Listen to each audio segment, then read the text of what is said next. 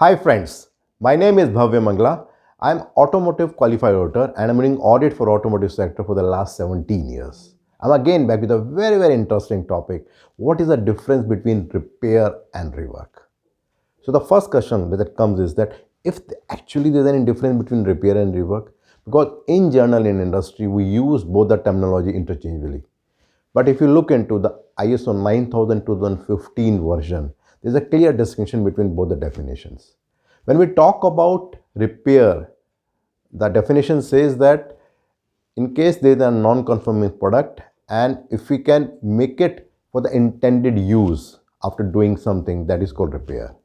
When we talk about rework, that for any non-conforming product, when we do something and bring it within the specification, that is called rework.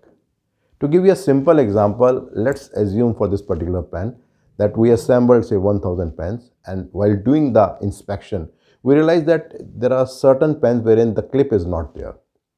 So what we'll do, we'll disassemble this particular pen and we'll assemble this particular clip wherever it is required, and then we'll do the reinspection and we'll see that whether it is fulfilling with the customer requirement or not. So that is called rework, because now we are fulfilling to the specification of the customer. Now, assume there is another case that when we are doing the final inspection, we realize that instead of the black color, the color is actually blue. So what to do? So maybe in that case, rather than scrapping the entire material, what we'll do is that we'll remove this particular black paint and then we'll paint again the blue, and then we'll check and see that whether it is fulfilling to the requirement or not. Now, in this particular case, removing the material, the paint, and then again repainting it may not be approved by the customer or may not be as per the specification. So this particular thing will be called as repair. Now let's take another example, that we are drilling a hole and the idea of the hole should be 5 mm, but by mistake we used a drill of 4.9 mm. Now what happened that now when we checked, we find that, oh, the drill is less. So now we'll use another drill which is as per the requirement of 5 mm, and now the drill size is okay. So we are meeting the specification without doing anything. So this is called rework. Now consider another example. Now instead of 5 mm, if by mistake we used a drill of 5.2 mm. Now what to do? Either we have to scrap the material, or maybe some possibility, if it is there, that we'll add some material through some welding and then we'll put a drill of 5 mm to make it to the specification. But putting an additional material and then cutting it may not be acceptable to the customer, may not be as per the specification. So that will be termed as repair, that we may be fulfilling to the requirement, but it is not as per the specification. So if you see some key differences between repair and rework. So in repair, the risk is quite high, but in rework, the risk is always low.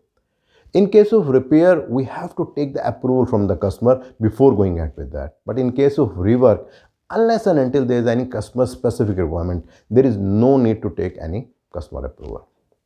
Now to talk about some of the similarities between repair and rework.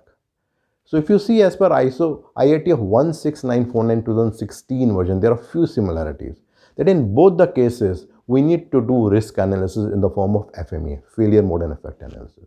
The second similarity is that in both the cases, there should be a documented procedure that how we have to go ahead with this particular process of repair and rework.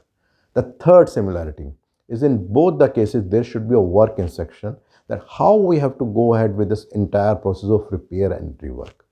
And the fourth and the most important similarity is that whenever we are taking a decision that how much was the total material, how much rejected, how much repaired, reworked, what kind of reinspection has been done, so there should be a proper document with respect to that. So that brings another important aspect of it, that what are the present challenges that industry is facing with respect to repair and rework. Now, first thing which is very important to understand is that it is a reality that we have to do repair and rework industry. That's why the standard is also acknowledged, and that's why there is a definition in ISO 9000 as well as separate two clauses in IATF 16949. But if you go to an industry, how often you will find records with respect to repair and rework examination? How often you have seen that whether the organization has taken any approval with respect to repair from the customer? You will hardly find any cases. And how often industry people are clear about the difference between repair and rework? So if I do a summary overall, repair is that for a non-conforming product, if you can do something and bring it as per the intended requirement, that is called repair. And rework is that for a non-conforming product, if you do something and now it is within the specification, that is called rework.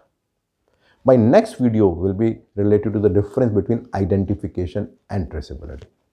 I'm regularly getting a lot of feedbacks from your side and it is helping me to understand your expectation and what you're looking from. So please continue to do that. In case you think that these kind of videos are useful for you and they're helping you, you can subscribe to my YouTube channel as well as my website. And with respect to this video, in case you want to understand a little bit more about it, if you go to the below link, you will find a blog there and there you will find this particular information in much more detail. Thank you.